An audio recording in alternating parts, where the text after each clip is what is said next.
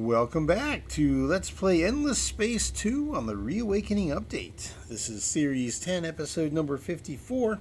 I'm JC Proton, and we are picking up at turn number 92.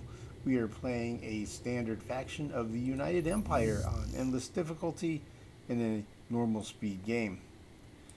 In this episode, we are going to be doing an update on the Zelevas class battleship. So we completed research on Far Halo Shipyard, and that lets us do an upgraded version of the super duper big ship we have.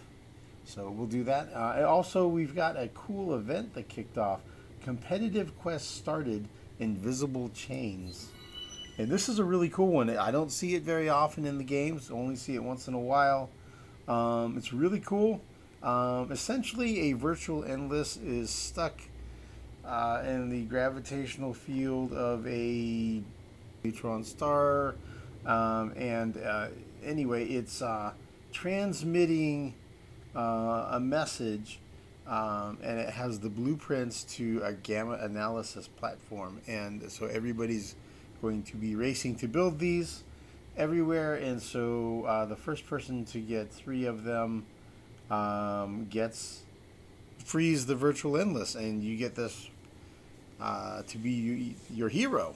And I remember he's really fast. He's a seeker type, and is very fast, and good at making fleets go fast. So as good as a fleet admiral for a fleet that you need zipping around. So that's pretty cool. Looking forward to doing that. So I did go ahead and I peeked ahead and queued it up in various places. So these are gamma analysis platforms. So I have those queued up in various places. You see I have a bunch of biofuel factories going and a bunch of approval buildings queued up in preparation for the big approval drop that's coming very soon here. So we're at plus 200 from recently colonized systems, and we have, I think, 2 of them for 2 turns, and the other 6 are all expiring in 1 turn. So we're about to have a big drop in approval, and we'll see how we can manage that. Let's jump into the ship redesign here, or a ship upgrade.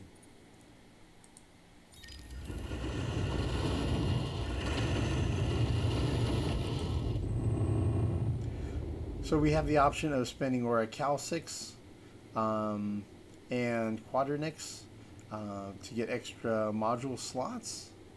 Right now I'm going with the battleship design. I think down the road I'm going to research some flotilla type squadron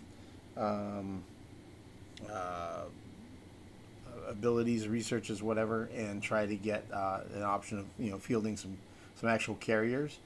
Just for fun, just to see how they stack up. I seem to be doing really well right now, so I may give it a go just for funsies. And then let's see, let's go with some guns.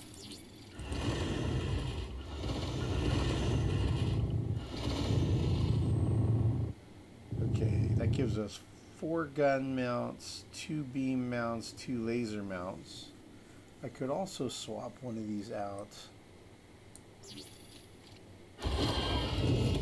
Yeah. I think I'll go triple beams, triple guns, and then double laser turrets. Heavy laser turrets. I'm okay with it. I'm okay with being a little heavier on energy than kinetics, because the energy is long range mostly, and the guns are so short range, so it's a balance in ranges as well. Pretty balanced. Medium is short, and then long range, we still have decent long range. Okay, so here we could go with another kinetic module. We go with another armor, but here my shields really are only double my hit points on the ship, so I'd really rather go with more shields. That way I'm more like a 3-to-1 ratio. So I like that better.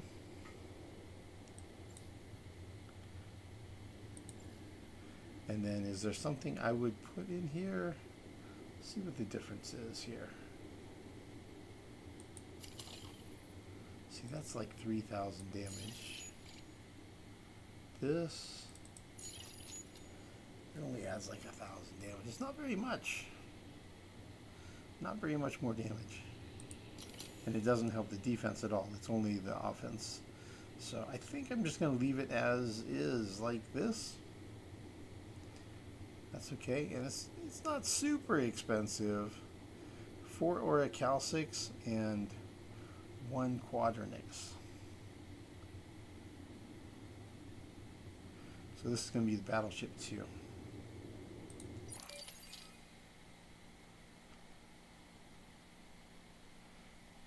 $34 versus $23. So I do have more Orichalcics production than Quadrinix.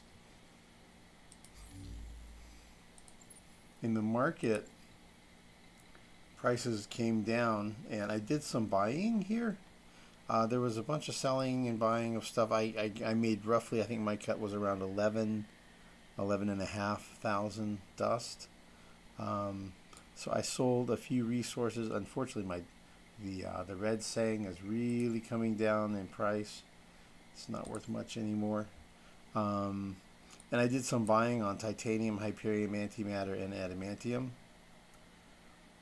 And I bought a little bit of Quadrinix and Orichalcics as well, just because the prices come down enough, and I just kind of want to add a little to my reserves. All right, so let's take a look and see how hard is it to build one of these upgraded Zelevas class ships now. So my home system has a massive industry, 7,600. So he could build one of those in 1 turn. Okay, that's pretty strong. I can see that happening. You can see I've got a Ministry of Truth in queue. So that's going to be cool. Yeah, is there anything else I want to build? I think that's it for now. Yeah. And I'll take a look at maybe putting some of the battleships in queue. It's some of my stronger industry systems. I don't really like to spend more than about 3 turns building a ship. So you can see I've got biofuel factories going though, and so once those complete, that'll add whatever, if the system's at maximum population, then whatever the food production is becomes industry. So you can see building the biofuel factories can increase industry by like 1,000 plus sometimes. So pretty darn good. I've got a bunch of colony, I think they're colony 2s that are upgrading to colony 3. I think there's like 5 or 6 of them. There's one here, one here, one here, 4, 5, I guess 5 of them. So I'm saving a little bit of resources so that I can put all of them upgrading from 3 to 4 next turn. So I needed to have enough Voidstone in reserves. My Voidstone income now is up to 126. Red Sayings at 207. Benthic Gems is at 40, and my Virtual Artifacts is 46. So it's definitely flowing. Let me go ahead and bump this one again. And let's take a look at... that's pretty cool. Invisible chains. So that'll be pretty cool.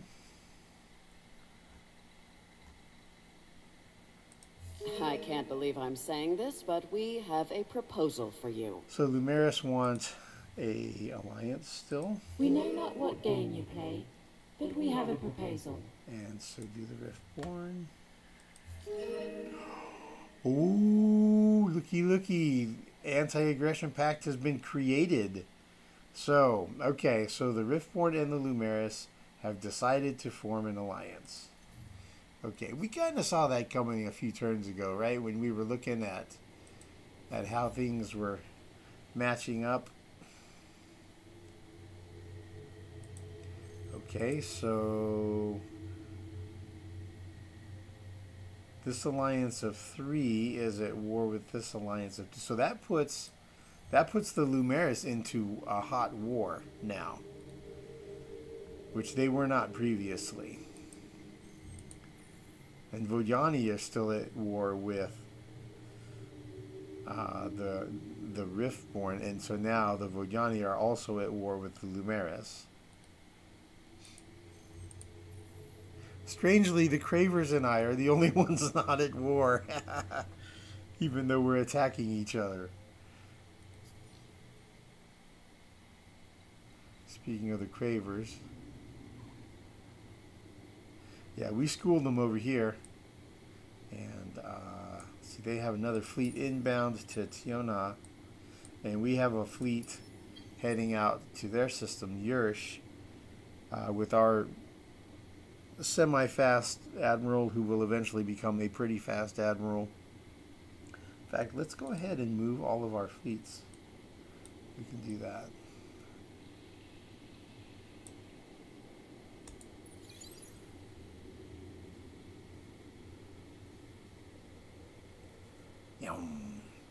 Wow, that one really went zipping across there.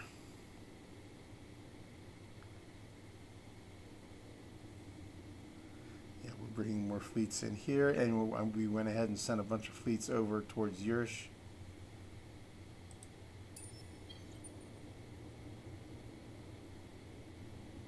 Yeah, I think we'll go ahead and take everything that's at or arriving at CP11. We'll just send all of that to Yursh.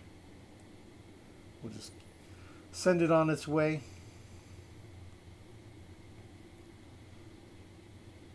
So that's a pretty good amount of fleet. Oh, we do need to keep an eye on this. So this is a scout, a scavenger scout type ship, exploration ship. And it looks like he's just about outside of the vision radius. So I need to build some more Overwatch ships.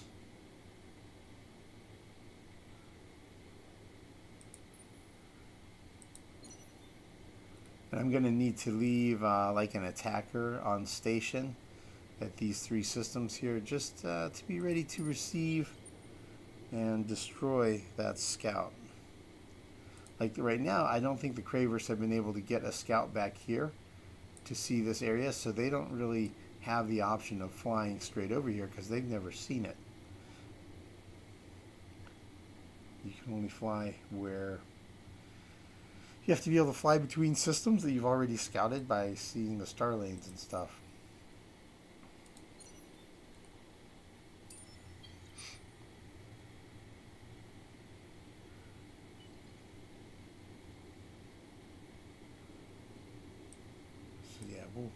We'll look at doing that. I need to get an Overwatch queued up.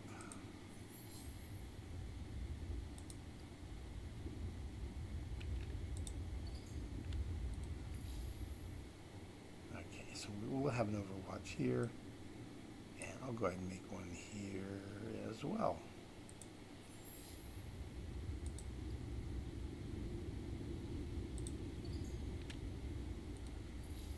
There we go. That'll be good. It's okay for him to wait to there, just in case. Okay, cool. Let's run through the rest of these.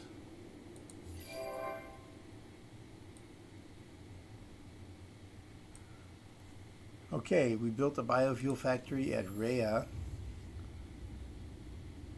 So I'm going to designate that in the name by adding a B at the end. So A for automated with autonomous administration, and B for super biofuel factory. And we built these mech suit quarters. I'm not going to add any name or anything like that, or any letters for that. It's just I'm just going to max out the resources anywhere where I can max out resources. Autonomous administration, we did some terraforming. AJ's super biofuel factory now as well. See, we completed a couple level 4 modernizations. We'll get some autonomous administrations built. Got some terraforming going. And then these are pretty new systems down here.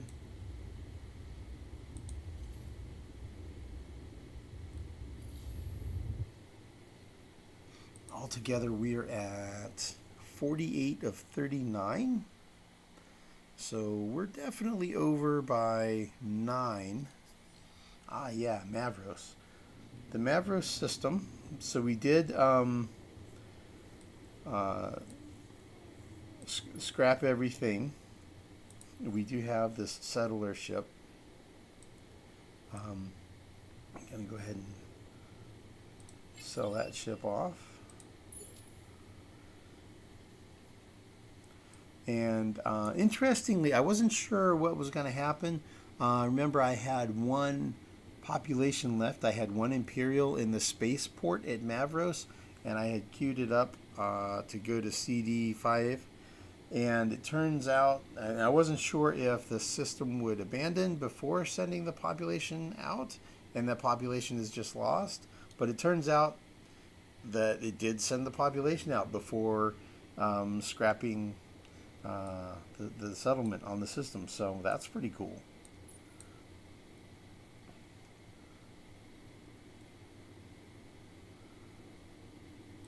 So go ahead and take this fleet and head this way with it. Just kind of escorting the populations here. We're actually going to try to get up here. And then I'm not sure what I'll do after that with that fleet. I may fly into Riftborn space, see if they order me to remove my fleets or not. So that complicates things, because I was thinking about maybe getting aggressive with the Riftborn, but if I do that, now that they have friends, that would put me into conflict with the Lumeris as well. So I'm going to have to think that over. I'm already going to be fighting the Cravers, but if I fight the Riftborn, that means I'm also fighting the Lumeris, which means I'm not going to have access to trade routes that they might set up over here where they have these benthic gems. Means I would capture those systems, though. And right now, Lumeris do not have any trade routes, so I don't know. I'll have to think it over and decide if I want to be at war with the Riftborn and the Lumeris and the Cravers all at the same time. If so, I'm going to need more fleet. But it's doable. I could probably do it. It would be fighting on all 3 fronts, though, right? So I'll have to think about it. Neratia has leveled up. More industry is good.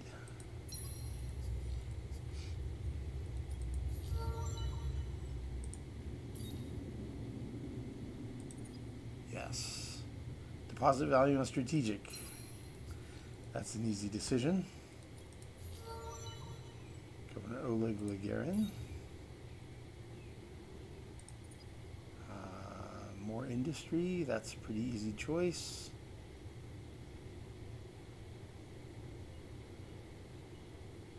Industry or reduced assignment duration on hero and minus dust cost for upkeep on hero. Yeah, that's good choices there. Good options. And she's level 14 now. All right, that's a good one. Boom.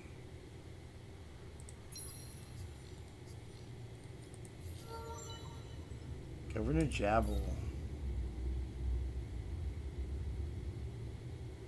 has reduced disapproval. That was the AJ system. I think I remember there being approval problems there before. Let me take a look. Yeah, we used to have approval problems. 165 while these others are at 200.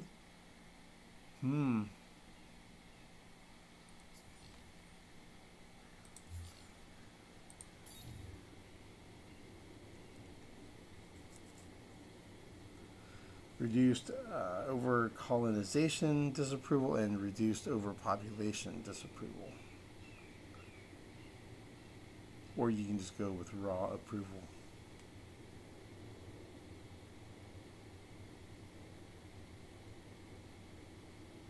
Let's see, on AJ, I'm going to do the math and figure out which one is better.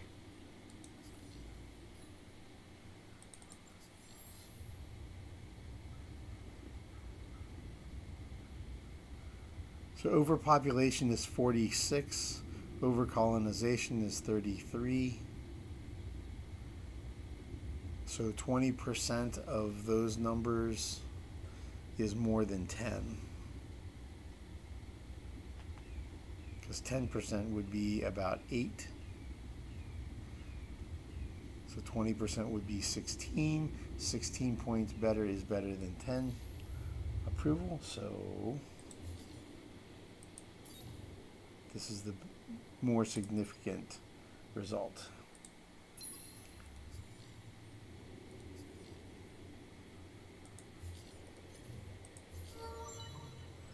Dmitrilenko, 14. This is a good option. It just automatically sets the happiness to ecstatic. Bam. It's just locked in. That's the one good thing you got about a counselor. Sometimes you'll see they'll have abilities over here that increase approval, and so when you have those, you don't want to do that. Spend points on those if you have a counselor, because you know you're going to get to this point. Same with this one here. Everybody's the same here, and so it's the same deal. Those are basically wasted points on a counselor.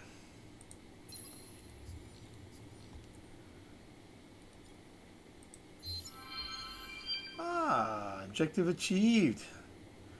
We are producing the most industry in the galaxy, so we got an extra 100 antimatter and 500 dust. Cool.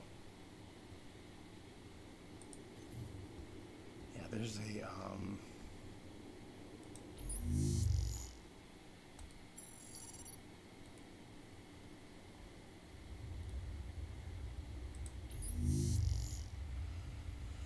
there's a thing you can look at here. FIDZ, this is the first place systems rank in the Empire.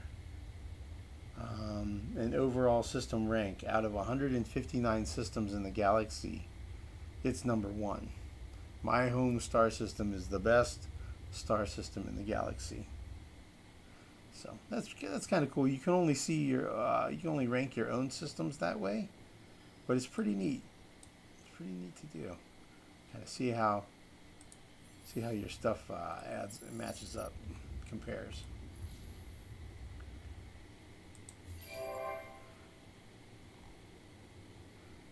As usual, lots and lots of populations growing. All kinds of different populations. Cool, we got some Nashasts growing. Some Bhagava, some Yusho. Yeah, some of these are ones I really don't have enough of. I want to try to get as much as I can. Try to get one of everything everywhere. I cannot always do it, but I try.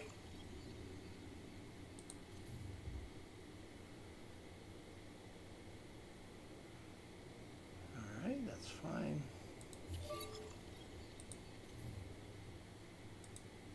Oh yeah, okay, the fist. So Vodyani are working on that quest as well to eventually be able to get their bastion. Yeah, the Cravers have a bastion over here now.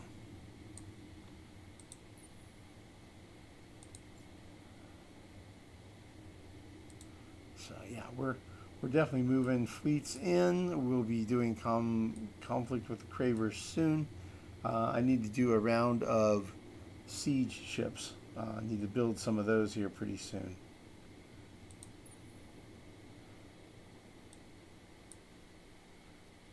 And let's see here. Here at Tionha, how are we doing? It's more than I can all put in one fleet now.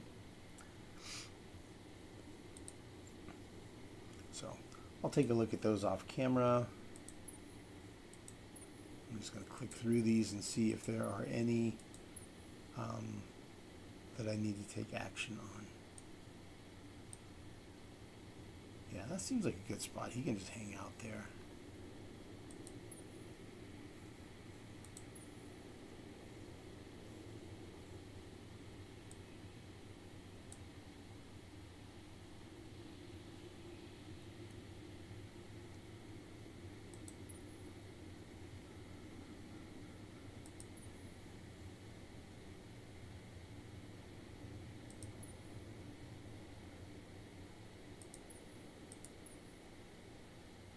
Yeah, I'm just going to be moving the fleets that we built.